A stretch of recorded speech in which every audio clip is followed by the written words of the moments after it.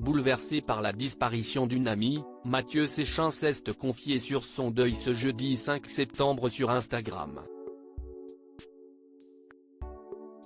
L'ex-candidat de L'amour est dans le pré a vite été rattrapé par l'émotion.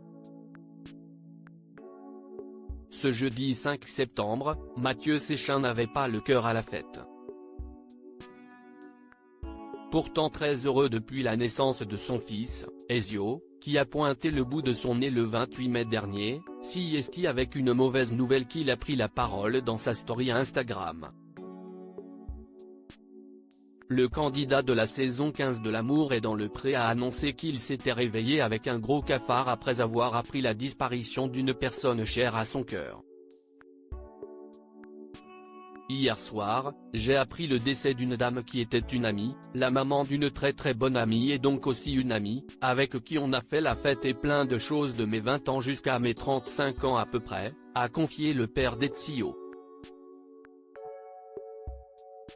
Mathieu Séchin, L'amour est dans le pré, bouleversé par le décès d'une amie. La mauvaise nouvelle n'a pas manqué de rappeler de bons souvenirs à Mathieu Séchin.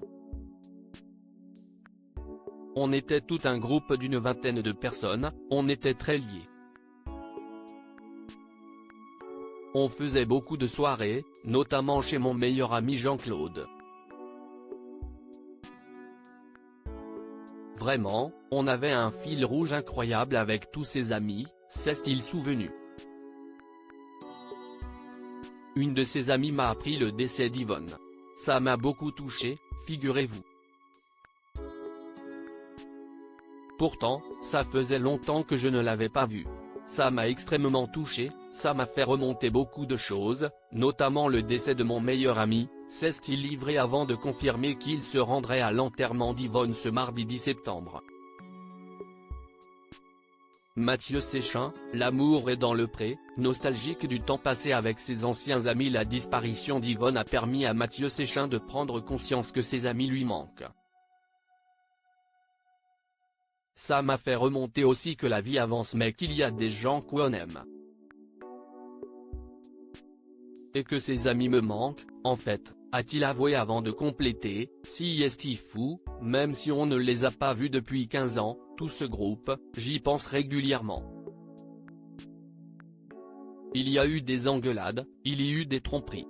C'était une période tellement insouciante. Bref, il me manque.